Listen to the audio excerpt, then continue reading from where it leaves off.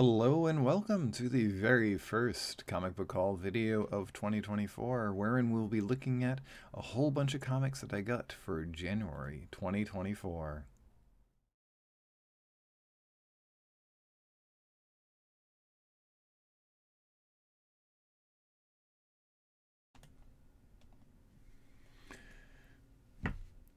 So here we are on the desktop, and we are going to begin with what I got at the local comic book store just the other day.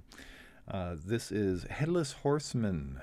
It is a horror anthology from Dark Horse Comics, covered by Mike Mignola. And within, we have a nice little horror anthology. 1, 2, 3, 4, 5 big stories from assorted artists and writers. So this is a one-shot kind of deal. I'm not sure if they're going to do it annually because it does have a 2023 on the cover. Because of course this is from October 2023. However, I just happened to see a ad for it when I was reading Count Crowley, and when I stopped by the local comic store, they happened to have a copy still in stock, so I went ahead and picked that one up. So on to my DCBS order. So we begin with the Great British Bump Off. So I like both baking competitions and murder mysteries. So this is a sort of Agatha Christie meets the British baking show sort of a thing. So as they say down here, when she enters the country's most beloved baking competition, Shona Wickle's goal is to delight the judges, charm the nation, and make a few friends along the way. But when a fellow contestant is poisoned, it falls to her to apprehend the culprit while avoiding premature elimination from the UK bakery tent and being the poisoner's next victim. I like that. So, looking inside, we have a very, very cartoony art style. I mean, we're talking full-blown, makes me think a bit of Disney princesses sort of thing, but with really giant expressions. Like just seeing some of these expressive faces, I'm just really pleased to see how it looks. So I'm definitely anxious. I don't know if that's the right word.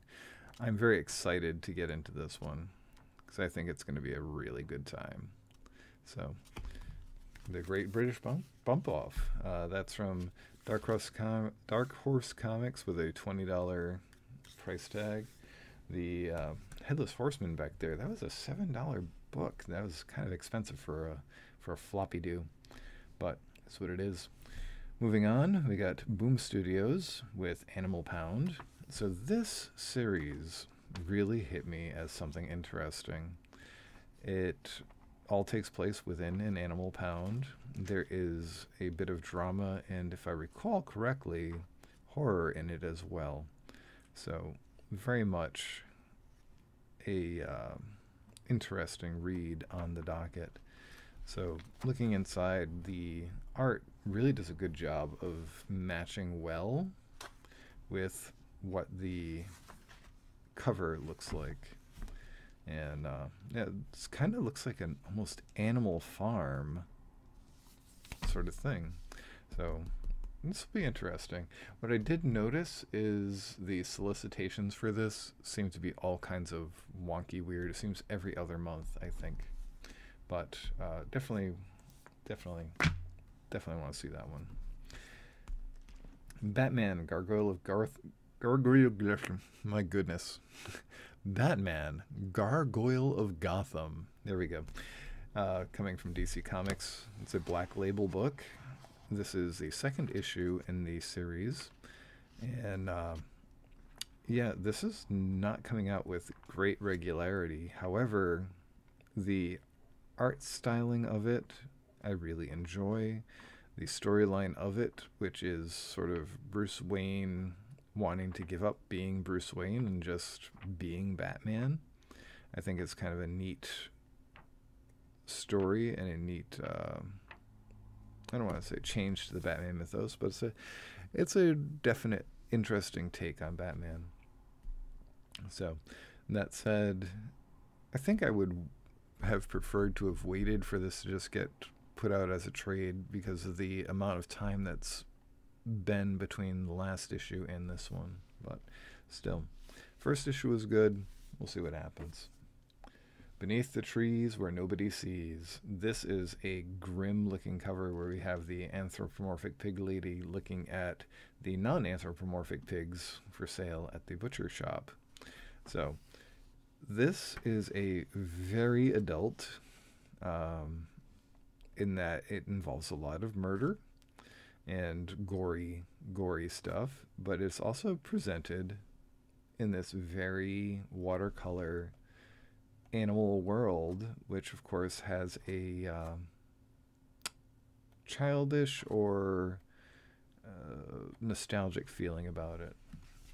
So, but yeah, it's almost like a Beatrix Potter true crime story. But the first issue was extremely good, and I think it also went into a second printing. So, really, really intrigued where this goes. And I think that there's only a third issue that has been solicited. I think maybe a fourth, and that was that. So I'm assuming it's going to come to a finish pretty quick. Beware the Planet of the Apes. So I randomly picked one of the covers. I was like, oh, I'll take one of the variant covers, and didn't even have the picture of what the cover was, and this is one I got. And I actually really think it's kind of cute. So it's a reference to the original Planet of the Apes. We have the Charlton Heston character as well as all the apes. And yeah, pretty cool. So this is going to bring us forward in the Planet of the Apes timeline, into the main Planet of the Apes, where we have Dr. Zaius and all that sort of thing. So my understanding is the newer Planet of the Apes movies coming out are going to be more towards the future.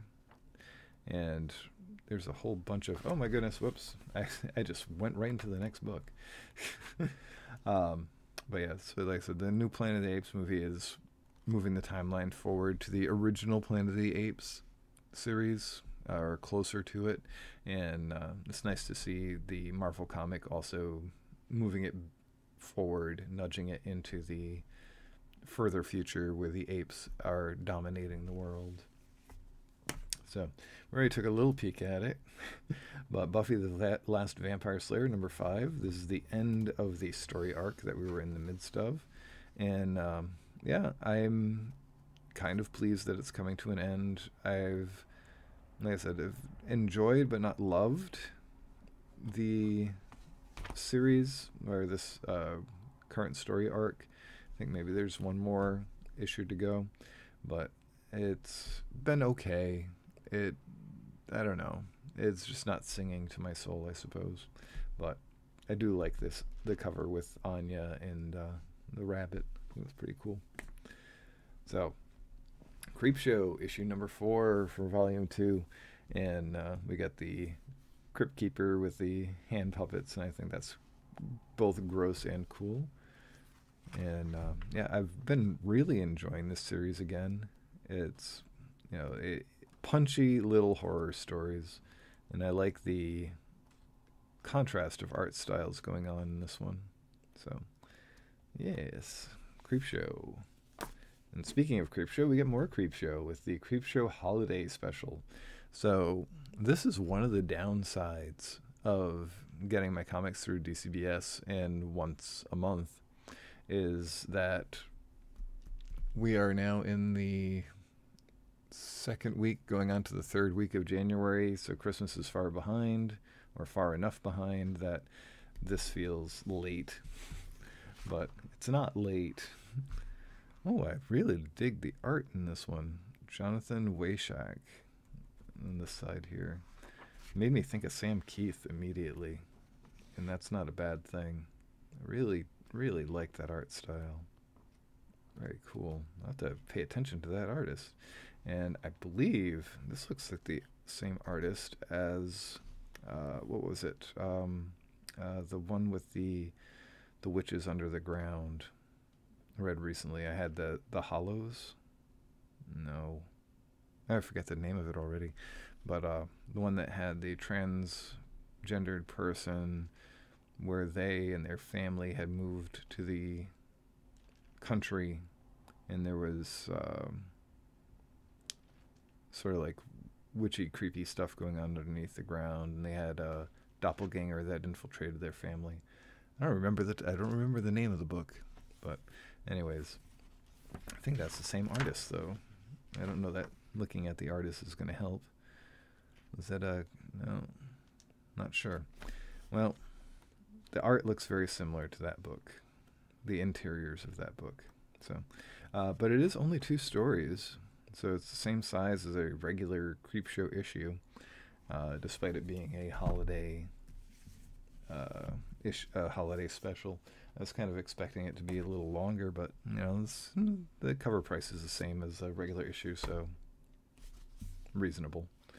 Just let me know if I think I've been turning these the wrong way when I'm looking at them. Oh no. Well, we'll see if we can fix that. Well, not fix it, but stop doing it. Fire and Ice, number 2. So, moving right back into the Fire and Ice story. Woo! Lots of gore. I wasn't exactly sure what I was expecting from this book, but it is, very much the Fire and Ice cartoon, but as a comic. It's been exciting, and it's been enjoyable, but I don't know that I really need it in my life. I think that as soon as we finish a story arc, I'll be happy to just move along. It's fantasy, and the kind of fantasy I tend to like because it's very gritty, but it just wasn't really grabbing me. Now, The Hunger in Dusk, this is really grabbing me. This has been a very cool series, and I really want more of this. I've been really enjoying it a lot. So, I'm just gonna take a quick peek through it, and be on our way.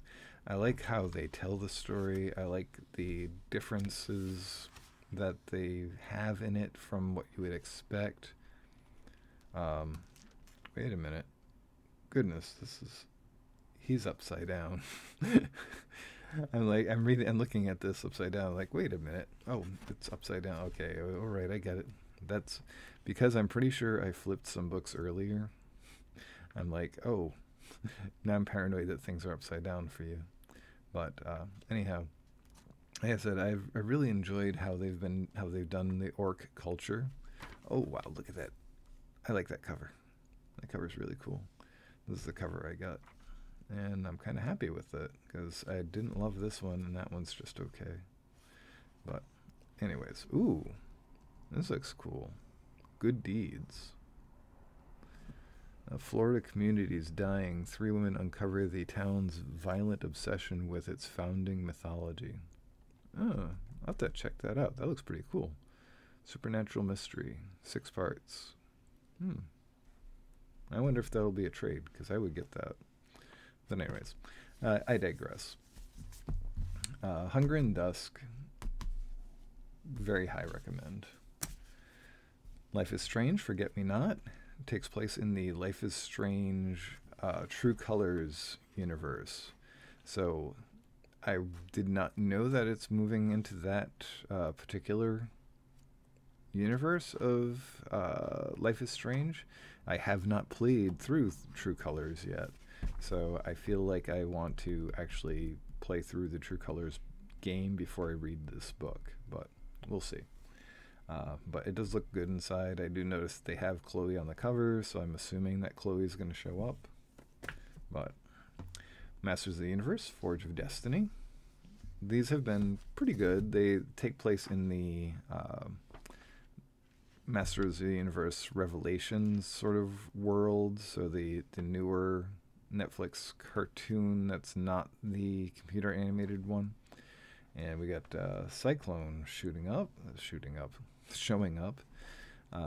is kind of cool.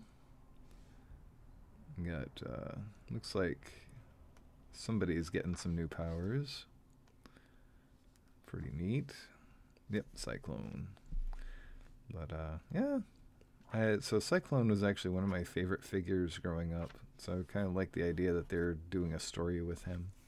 But yeah, I don't have super strong feelings about the Forge of Destiny series either way. It's been good, but not great. So it's very strongly average. But just flipping through this, it looks like things are going to pick up quite a bit. Midnight Show number 3 and 4. So this is the Cullen Bunn series with classic horror movie monsters showing up in reality. And since you have classic horror movie monsters, you'll also have Van Helsing type characters. So it's kind of cool. I read the first 2 issues, and I thought the first 2 issues were really good. They were good enough to make me get the rest. And yeah, definitely intrigued as to where it's going to go, which I'm assuming that they're going to eventually trap the monsters back on celluloid and things will be okay. Speaking of monsters and celluloid, we get The Nasty number 5. So things have been getting increasingly worrisome in the Nasty universe as they're getting closer to completing their take on the movie that they've been making. And it looks like we're actually going to have them done the movie. I'm noticing that they're doing this whole style of sort of looks like all video. So I'm assuming that we're actually going to see most of the movie and see things actually starting to come together. Don't know that there's too many issues left, but I've been enjoying it so far. And as things are getting more intense, I think that it's going to come up with a really good ending. Rare Flavors number 3. We're following along with a demonic type spirit that is traveling the world trying to taste exciting foods. It's been a very neat read. Just the concept of it is very strong. How it all comes together is really cool. So I also like that it has a little bit of like peeks at recipes and things like that because I enjoy cooking. So I actually want to try. They had done a chai in one of the issues, and I'm like, I want to actually try the way that they do it in that issue. So good times. And we finish up with Sabrina the Teenage Witch holiday special. So again, this feels a little late for me just because, you know, I only get the books once a month, so it just, you know, I would have preferred a holiday book during the actual holidays themselves, but yeah, just get a couple short stories. It's like any of the Chilling Adventures books where it's a couple short stories and then away we go. So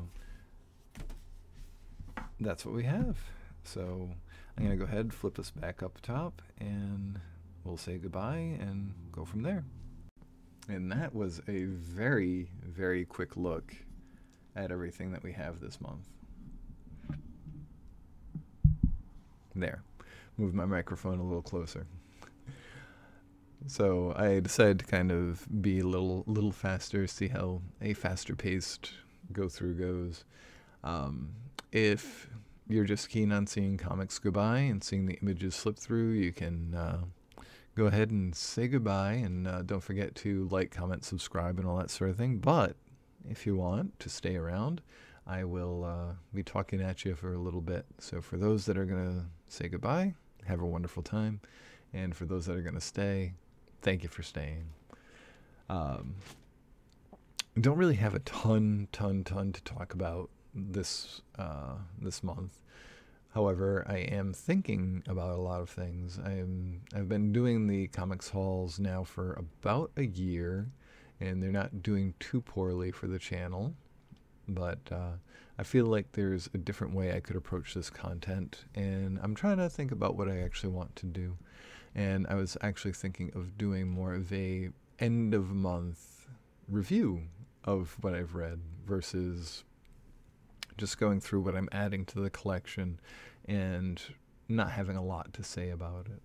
So if you would like to see more review or that sort of thing, go ahead and mention in the comments if you are perfectly happy with just seeing the haul video.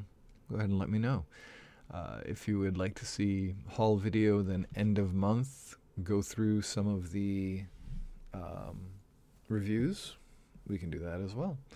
So I think that would be ideal. However, there is just like the catch of I don't have a ton of time, which is really what's been on my mind a lot lately.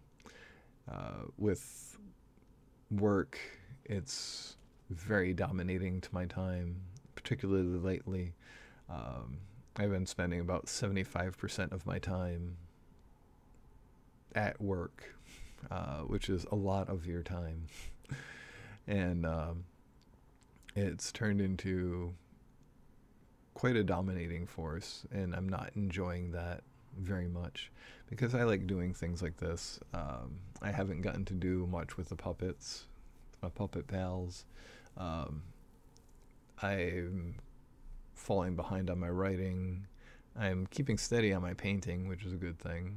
My mini painting is doing pretty well.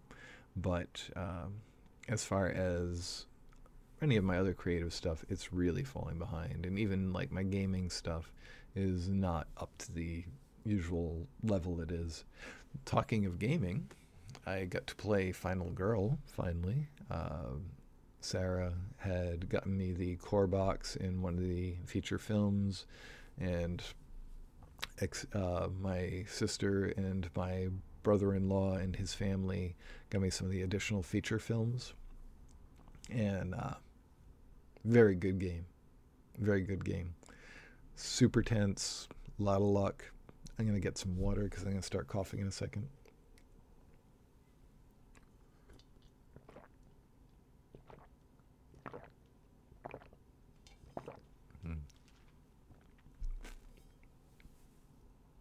There we go.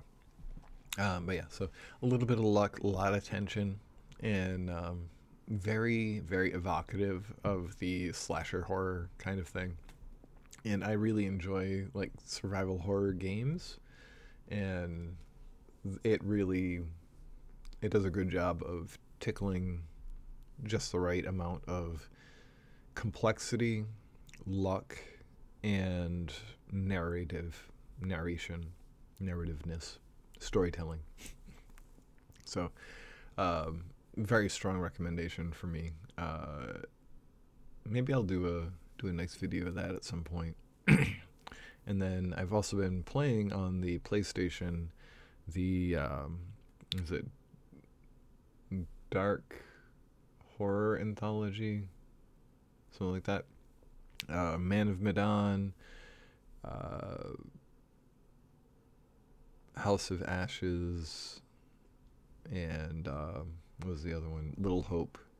Played through Little Hope and Man of Medan already, and I'm on House of Ashes. Very cool games. I love the narrative games where you have like the choices to make and little quick time events to do. Because I like story more than I like developing the video game playing skill. And having the immersive making decisions in the story, I like that a lot. It really touches the role player in me quite a bit. So again, if you enjoy cinematic games, those are pretty darn good. They're from the same makers as Until Dawn. They have a similar feeling to them. So anyways, but all of that said, I had a lot of things on my mind that I'm trying to develop and trying to think of and trying to put into good words and to put into good use in my life. And it's just been an interesting time. And now as I look back on 2023, that was like my huge year of change. And 2024 is going to be kind of my year of coming to terms with the change and deciding with what I've changed, what I want to actually keep and what I want to let go of, and where I want to be going forward. Because, again, as I sit here at 45, it's like I'm getting close to the thing that I'm going to be doing for the rest of my life. And I want to be careful in choosing that. Because while I am getting a lot of reward from what I'm doing, and what I'm doing is stable and great for my comfort, I want something more. And I think that wanting more can lead to weird places, if you're not careful. I think the best way to put it is, the more you want, the less you'll get if you keep wanting, I think, is the way to think about it. But anyways, I got a lot of stuff going on up in the noggin that's not really formulatable yet. But all I know is I want a little bit more time to do my writing. I want more time to play with my puppet pals. And I definitely want more time in general. And I mean, time is really a commodity, and we always have to be careful of how we spend it. So thank you for spending this time with me, and I hope you have a wonderful rest of the month. I might see you by the end, but if not, take care. We'll see you later.